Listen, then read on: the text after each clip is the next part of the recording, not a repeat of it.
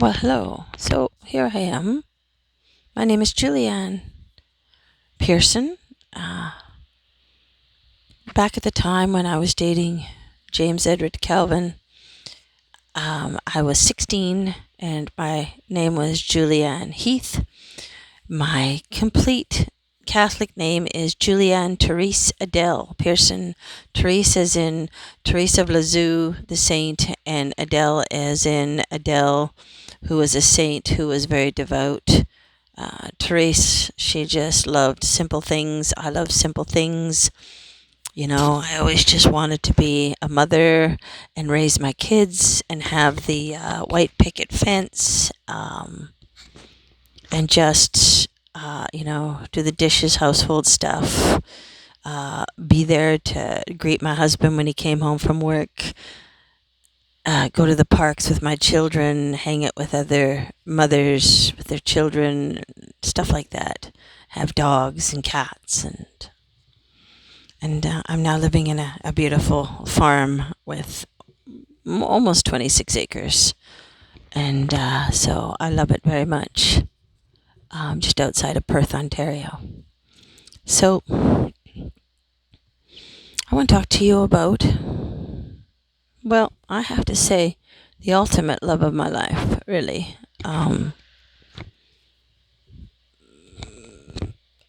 Even though it's complicated, the whole story and everything about this story,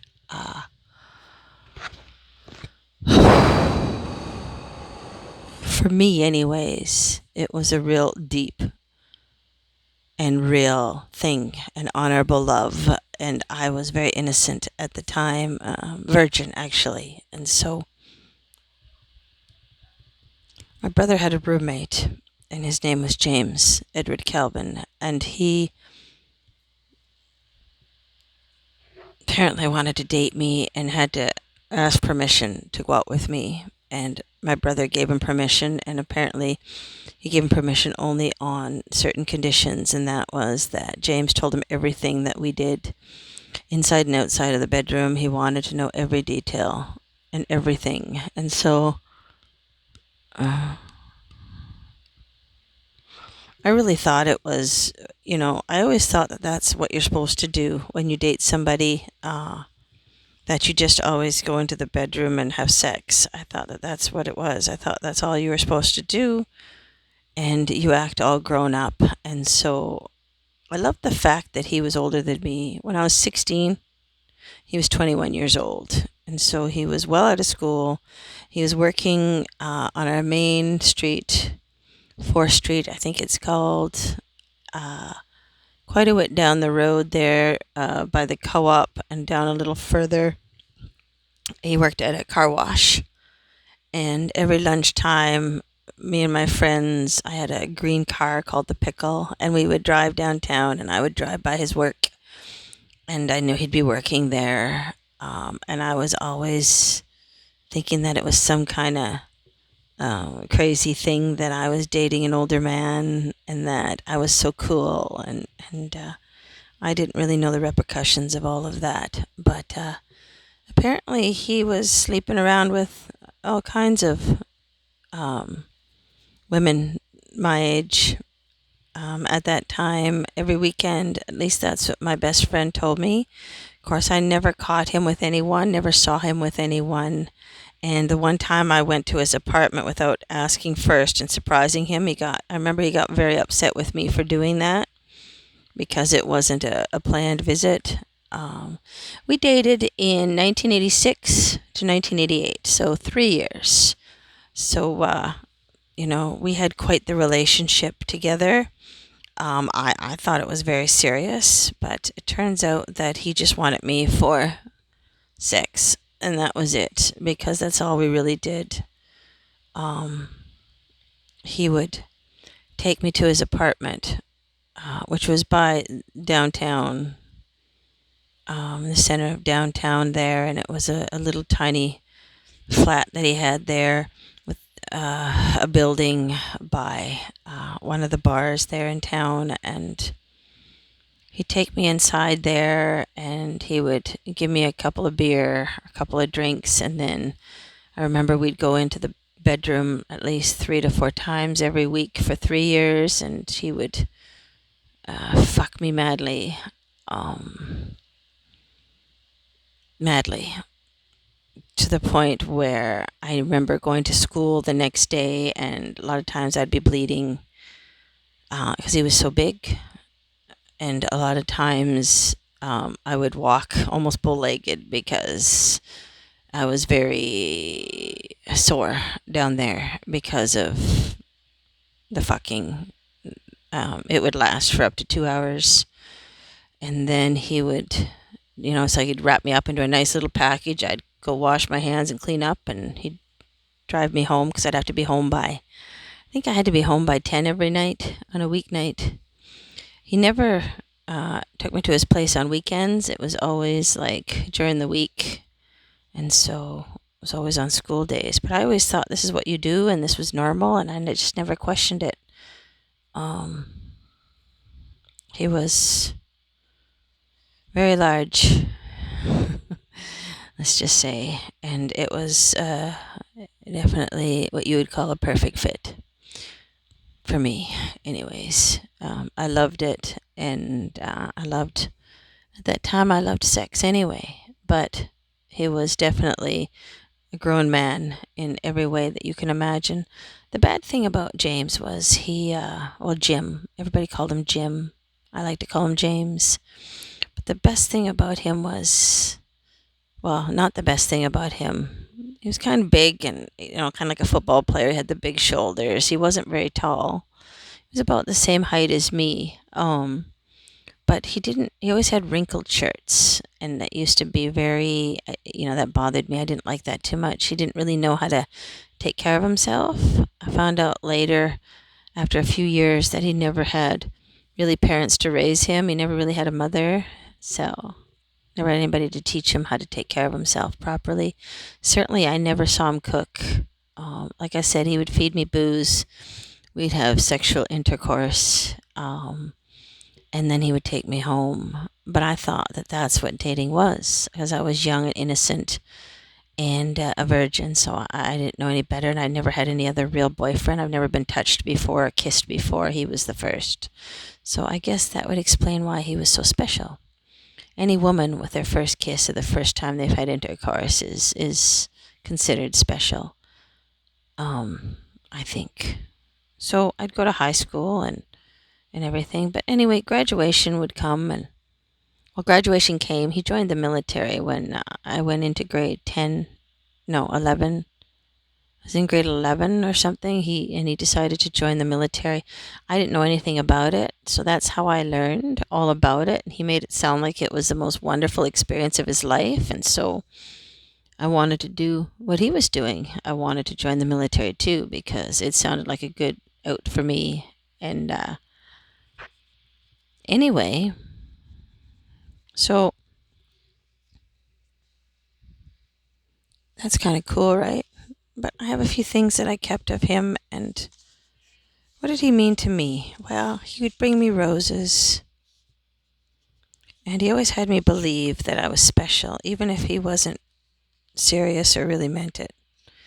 I never felt like I was his, I never felt like I was being used or anything of that nature. He always made me believe that he wanted to spend the rest of his life with me and marry me, and that I was his girl and that I was his everything.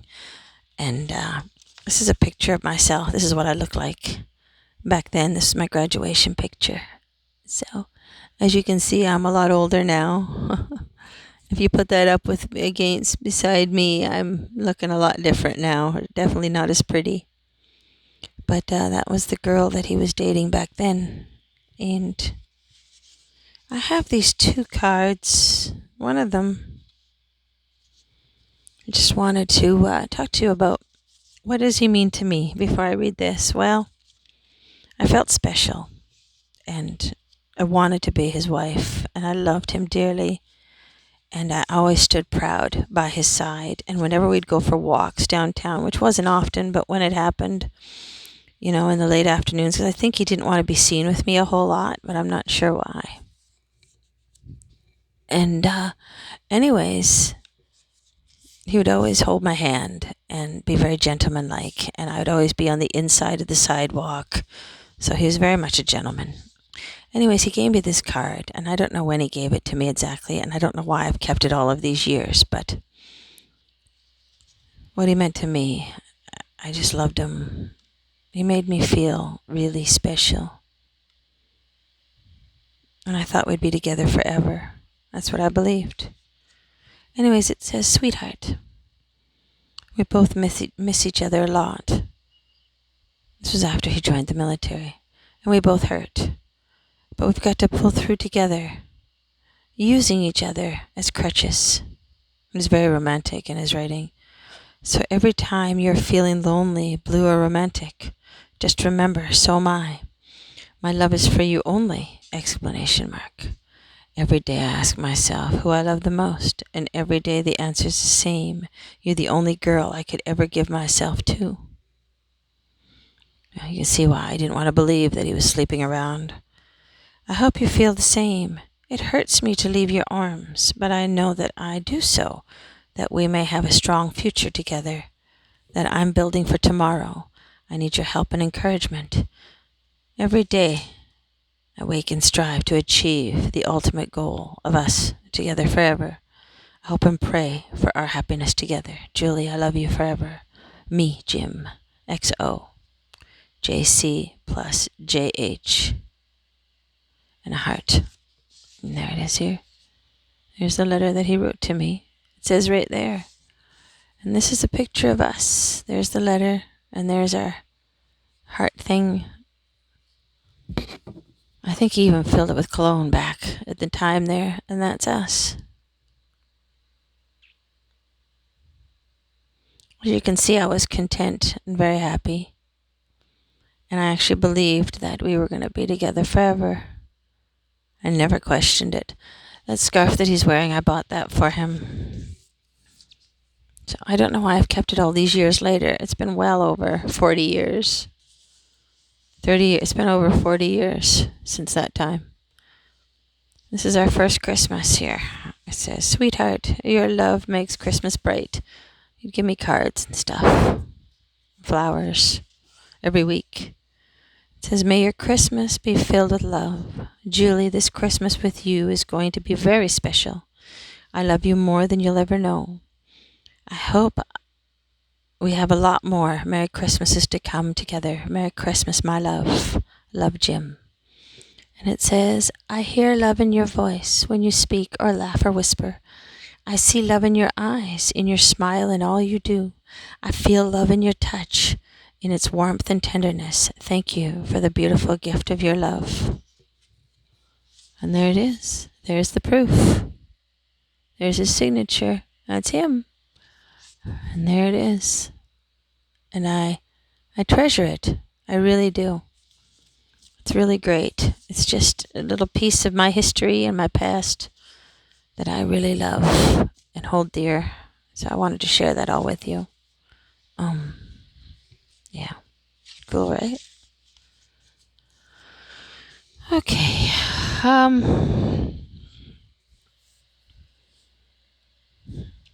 He meant everything to me. Everything. That's how it was supposed to be. It was all planned. It was all done. It was all settled. You know, I had found what I wanted, and I wanted him, and I wanted to give him everything, and it just he showed up. He said if I pick a trade where we could be posted together everywhere, we would get married. And if I chose one that we couldn't get posted to, then we would have to separate. And of course, I didn't want to stay home for an extra year after I graduated high school, so I joined the trade and the career, communications and research, and I was a computer operator, specialty computer operator for 6 years. And he showed up on my threes. They call it QL threes, qualification threes course. After boot camp, after 10 weeks of boot camp, you go to school basically and learn your career. And I spent the next 11 months there. And then I think it was after about 3 or 4 months, there was a letter pushed underneath my door in my room. And I didn't realize at that moment. I wish I would have realized that that wouldn't have got put there unless it got put there by himself. And I didn't know that he was actually there, but I believe now that he was, and that he was watching me, and that he knew I was there, and he couldn't face me or didn't want to face me. I don't know what was happening there, but I believe he was there now. And he's the one that put it under the door, but I have no proof. And I read the letter, and it was a Dear John letter, and I was crushed and thought I was going to die inside, and it was on a weekday. It was the beginning of the week, and uh, a few of the women that I was going to on my QL3s with found out that what was happening and knew I wasn't going to the bar that night, and they were banging on my door because I didn't want to be bothered, and I fell into a depression that night. And I was stupid enough to tell somebody that I got a Dear John letter. And so they said, come on out, we'll get drunk, everything will be fine, blah, blah, blah. And of course, I didn't want to go, but they forced me to. And so I got dressed and went out and got super, super superiorly drunk that night, drinking a lot of shooters. And somebody brought my future husband to the bar that night, and we've been together ever since, over 30 years. So, anyway, that's what happened. And I remember being on the couch because we used to have our own couch. After I got that letter or whatever, and right after, a few days after I got the letter, and I had met Steve, we were up on the couch just getting to know each other, and I think we were probably kissing or whatever, the stuff you do when you first meet someone, watching TV, because you had like a common room where there was couches that were set in different places, and we always had a set couch that nobody ever took because it was ours, because he was very popular. Steve, my husband now, was very popular back then. And so nobody would touch me, and nobody would go near our couch because we were there every day after I got that Dear John letter. And because they told me the best way for you to feel better and get on with your life is to find somebody new. That's what they kept telling me, the people in my classroom, on my threes. So, I mean, I already knew it was over, so who cares, right? Somebody came over this one night there right around that time and was looking over the couch, looking down on me, and it was so dark I didn't see their face. And to this day, I don't know who it was, but I'm thinking it might have been him, James. Anyway, that's my story. It took me, I finally, after about 3 or 4 years, I finally got the courage to bury the promise ring that James had given me, because it was really hard for me to give up that dream and his memory and everything else, and believe that he was not real and that he was just using me for sex and all that kind of stuff. But I finally was able to bury it, so I buried it there underneath a tree. I think it was a Christmas tree there in front of B54 and the junior rank, in front of B54 and the junior ranks in CFB Kingston.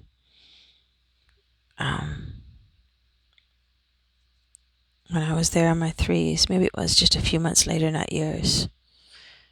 I don't remember, but I remember burying it there. So I'm not sure if I retrieved it again or if I left it there. I think I left it there. I had to let him go, but it was the most difficult thing I ever had to do, but you got to move on, right? So that's what happened. And I called him a few years later. I got his number from somebody. I remember where he said that he would have been posted at, and I called them, and they gave me his phone number, his personal number. And I called him up one night, and he acted like he didn't know who I was. And then when I told him to stop playing around, that he knew exactly who I was, he wasn't the same person. He was really actually quite upset with me and didn't want to talk to me and was very ignorant and mean. Like, he did use me, and like he didn't really give a shit about me, and all he kept saying was, "How'd you get my number? How'd you get my number? Where'd you find my number?" And it's like, fuck off. I just wanted to see if you were the real deal or not. And anyways, it turns out that he wasn't the real deal.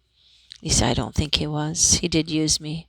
He probably used a lot of women that were like 16, and I wasn't the only one. So, anyways, that's it. That is the love of my life. Okay. Or I thought he was. But anyway, I'll let you go. So I guess this is my official goodbye, James Edward Kelvin. I wish you well, and you could have had it all, but you chose to not. So, bye. Guess it wasn't meant to be. I don't know if I can thank you for introducing the military to me or not, because it gave me severe PTSD, as bad as it gets, and I haven't been able to work since. So, the military messed me up pretty bad, thanks to you. And it all started when you left and joined and left me. You left me. You never really came back. But I'll never forget the time that we had. Because even if it wasn't real, it felt real to me. And I loved every minute I got to spend with you. Because I was young, naive, and stupid, I guess. Stupid girl. Okay, bye. And that's back then when I thought love really existed and was real.